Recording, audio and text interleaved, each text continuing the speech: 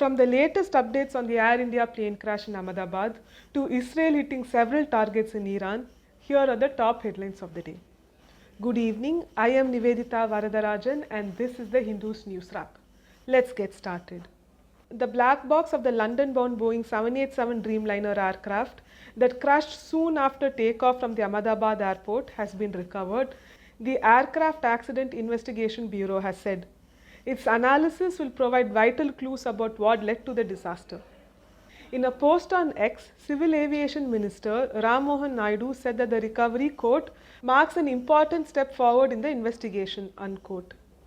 The Ahmedabad-London Air India flight, carrying 242 people, crashed into the BJ Medical College complex minutes after taking off from the Sardar Vallabhbhai Patel International Airport on Thursday. 265 people lost their life in the tragic incident, making this one of India's biggest aviation disasters. The bodies of 6 victims were handed over to their families after identification today.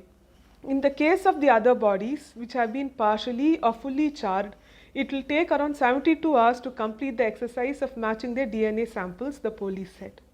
First responders pulled victims and the injured from the debris on Thursday, and many victims were rushed to the city civil hospital. Meanwhile, Prime Minister Narendra Modi visited the site of the deadly crash and met the injured at the city civil hospital in Ahmedabad. He arrived at the Sardar Vallabhbhai Patel airport in the morning and drove straight to the crash site. He spent around 20 minutes inspecting the site. Union Civil Aviation Minister Ram Mohan Naidu accompanied the Prime Minister. The Prime Minister also spoke to Vikash Kumar Ramesh, the lone survivor of the tragedy, at the city civil hospital and also visited the C7 ward of the hospital, where 25 injured people were undergoing treatment and also interacted with the doctors there. He met with state and civil aviation officers and was briefed about the tragedy. The Prime Minister also met the family members of former Gujarat Chief Minister Vijay Rupani, who was on board the flight. It is confirmed that he is one of the victims. India abstained from a UNGA resolution calling for a ceasefire in Gaza for the 4th time in 3 years. India voted in favor of a UNGA resolution for a ceasefire in December 2024, making this a significant departure from India's position from just 6 months ago. The resolution, entitled Protection of Civilians and Upholding Legal and Humanitarian Obligations, was introduced by Spain at the UNGA on Thursday evening. 149 of the 180 countries voted for the resolution. The US, Israel and 10 other countries voted against the resolution. India and 18 other countries abstained.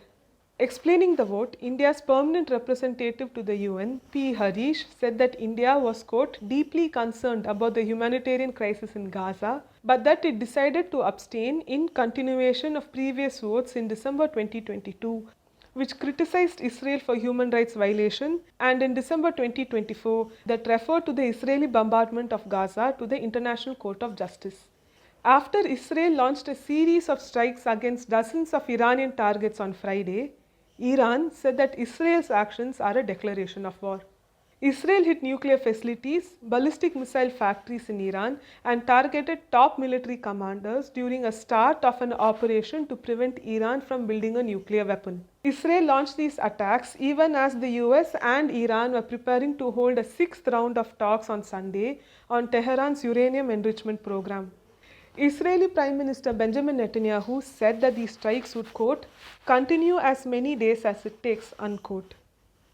Iran's supreme leader Ayatollah Ali Khamenei warned that Israel faced a, quote, bitter and painful fate over the attacks.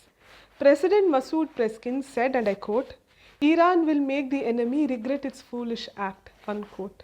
Meanwhile, Trump urged Iran to, quote, make a deal, warning that there will be even more death and destruction after Israel launched the deadly strikes.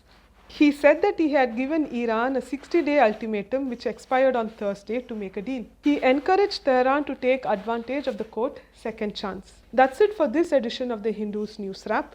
Stay updated with the Hindu and subscribe for more.